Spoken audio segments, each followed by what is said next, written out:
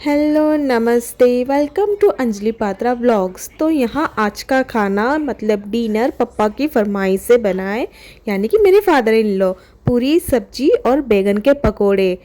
तो बस जल्दी से पत्ता गोभी आलू बैगन को कट करके उसको हल्का सा नहीं, अच्छे से पका दिया। और बाद में फिर कांदा टमाटर और थोड़ा सा गरम मसाला ऐड कर सब्जी बना दी झटपट से। उसके बाद एक आटा नहीं, सॉरी, आटे में कसूरी मेथी और अजवाइन डालकर आटा गूंद लिया और पूरी वहाँ पे तल गई।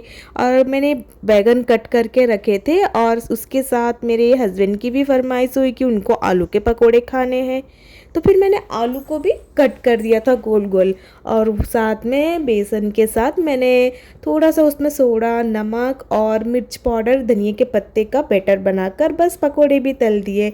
तो आज का डिनर हमारा यही है। वीडियो पसंद आ रही तो लाइक शेयर और सब्सक्राइब करो। बाय।